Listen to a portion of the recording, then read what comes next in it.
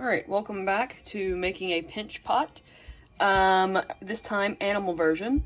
So again, you're going to have your chunk of clay and you're going to wedge it. I think that as soon as I can, I'm going to get some plaster and get some wedging tables going in the room in different areas because I can clean those with bleach. That's going to be the easiest way to do these things. But remember, you just push down, pull back, push down, pull back, push down, pull back. And this makes the clay stronger. It makes all the bondings lie up together. Don't want to press too hard. Don't use your wrist down to press too hard, just lightly. Just trying to make sure you get that clay nice and rolled. It's like that ram's head, so that when you have that ram's head going, you're good to go. You can kind of roll it up now and get rid of all those lines. And then same thing as we've done in the past with pinch pots. Slap it around in your hand.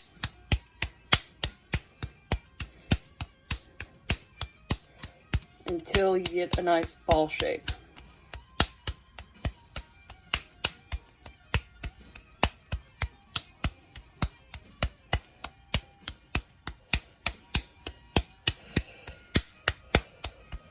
Try to make sure you're doing it as evenly as possible.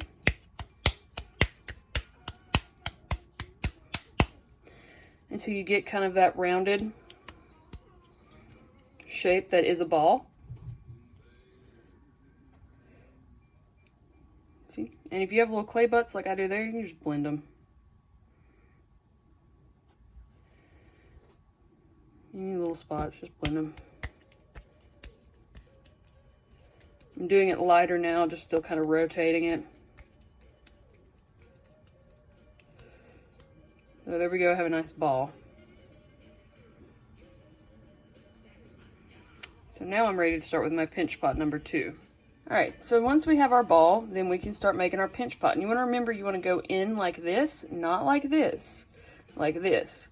So I'm going to push in, and I'm going to start rotating as soon as I start pushing in. I'm pushing down, and I'm rotating.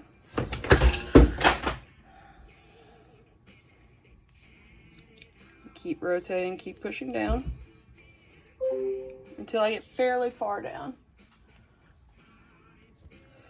When I get to that point where you're about halfway through, if I pinch the bottom, I can feel that that's a good thickness. Remember, you need to be about, don't need to be any thicker than 3/4, which is right here, and no thinner than 1/4 of an inch. So you need to make sure it's around 1/2 inch is the best bet, no thinner than 1/4 of an inch. So this clay is pretty plastic, so I'm going to be able to work with it for a minute. It's very stretchable, very plastic. So I'm rotating and I'm pinching, and I have it in my palm.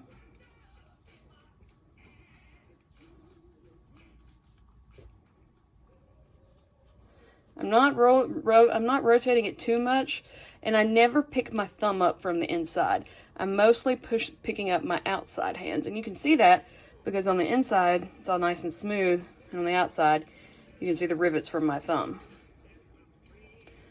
So I'm going to keep going here. There's some thick parts at the bottom. I'm going to try to press those out.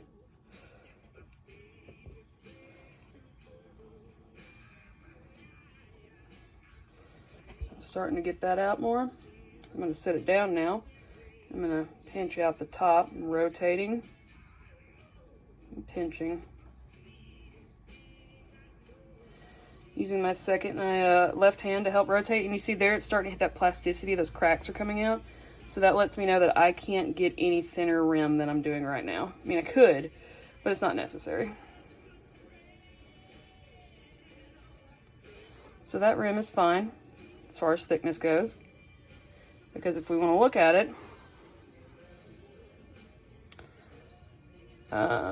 it's under 1/2 inch. It's about 1/4 of an inch, so that's actually perfect. Now all of this is probably not 1/4 of an inch. It probably is a little 1/2 inch of the way down. So I'm just going to keep pinching, rotating. This time I'm not really lifting my fingers off at all. I'm using my left hand to rotate it.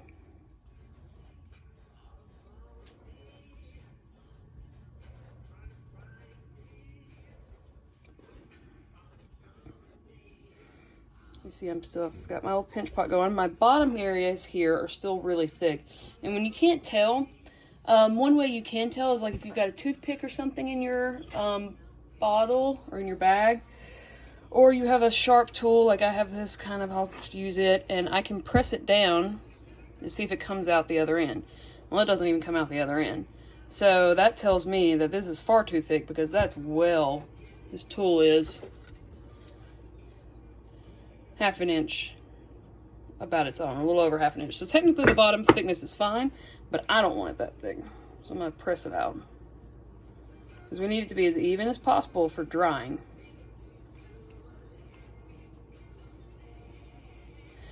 And so see, now I have it all pressed out. I'm gonna rotate and just gonna smooth and press out. Now, ideally before this, you would already know what kind of animal you want to do. Ideally. If you don't, that's okay.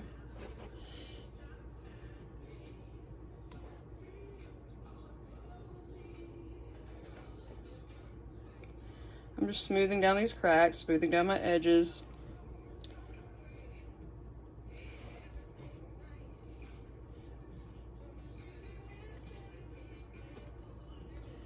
So then I have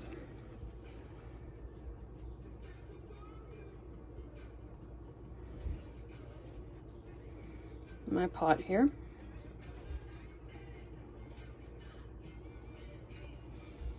All right. So it's a pretty good pot, pretty decent size. I'm gonna try to stretch it out a little more, because for the animal I just decided I'm gonna do, I want it to be a little bit bigger at the bottom. So I'm rotating it while I do this. I'm not just doing it without rotating it. So see, that pressed out my bottom more. I'm gonna smooth down the bottom anyway. If you have a sponge, perfect time to use that. Compresses that bottom. I'm gonna pick it up and try to compress your bottom a little more. That's fine. My bottom is getting a little thin, so I'm not gonna mess with it anymore. There's some thickness in these sides still. I'm gonna keep pressing out, rotating, pressing out, rotating.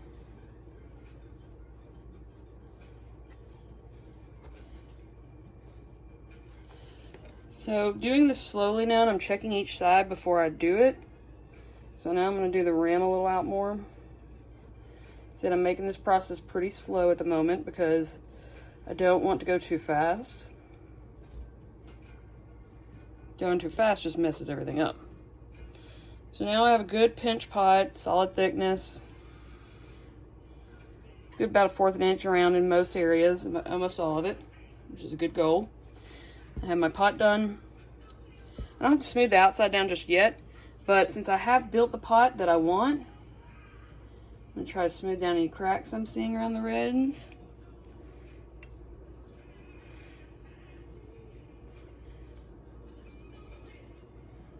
Look for any cracks outside. I don't really see any other ones.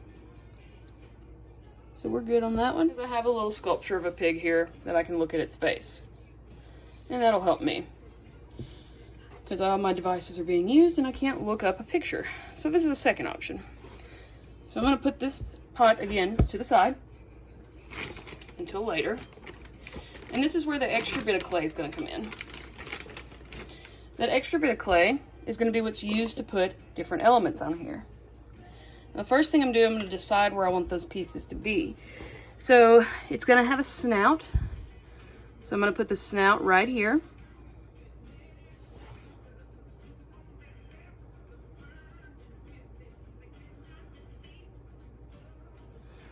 Put some little cheeks out here. And some little eyes right here. And then from there, I could put ears up on the side. Sorry, y'all can't see all that. See, I can put ears up on the side. I put those little there so I can know where to put them. I put my snout, I put my eyes, I put my location for my jaws. So I kind of have an idea of where I'm going for. So gonna start out. Got a little pinch of clay here. Now the one thing about clay is, remember, it can't be too thick. So even if I'm doing something that's this thick, say if this is gonna be the nose, then it has to be hollow. There's different ways to shape things. You can tap it around, and roll it around. I want this to be kind of short and stout on his little little piggy nose there. So that kind of goes like that. So the way I'm going to do this is I'm going to attach it on there completely like it is. But what I'm going to do after it's on there is I'm going to go into my pot here and I'm going to dig a hole through there so that this isn't so thick. Or so it isn't going to blow up. And one way to make sure to do that is I can carve out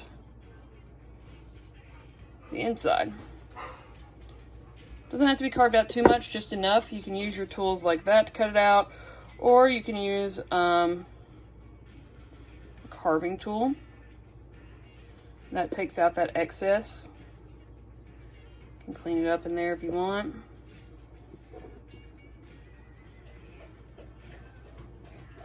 Now you can go ahead and I can put a hole right here. I have a tool that can do that.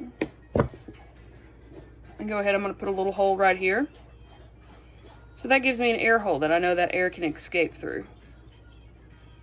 So I am preemptive and ready to go for that one. So I got the nose, but I'm going to finish sculpting the nose a little bit.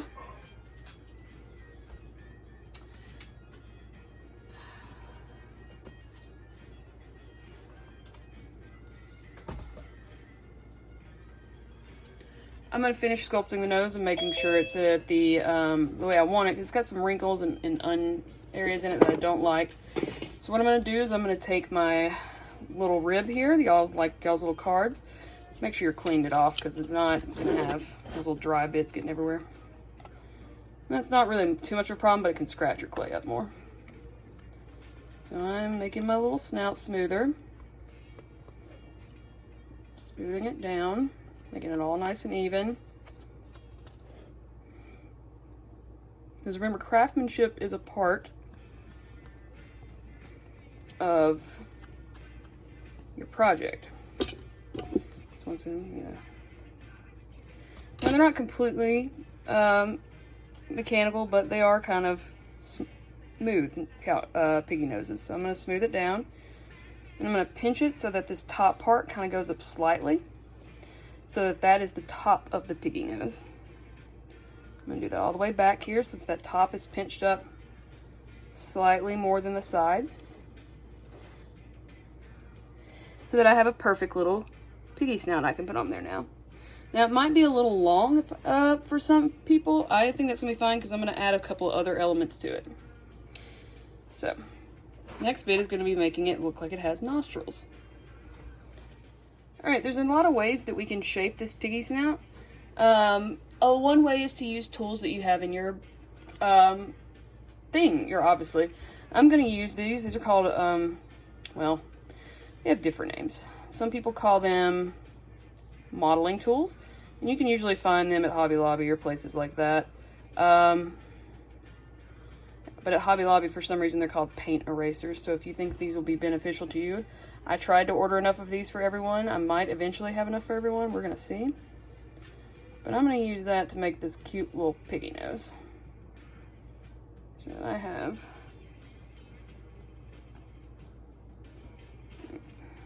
So see, and right now though, my piggy nose slopes out. I don't want it to do that. I want it to slope back. So I'm going to tap it in like that. So see, now it kind of slopes back inwards.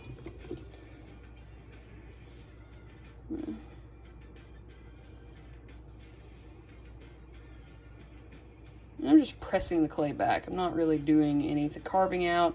I'm just pressing it back.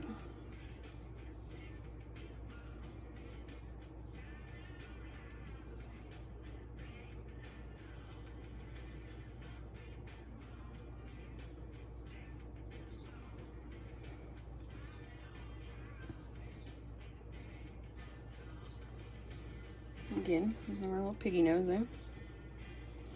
It might not be that flat, so I'm going to flatten it down. Those little bits that I can flatten.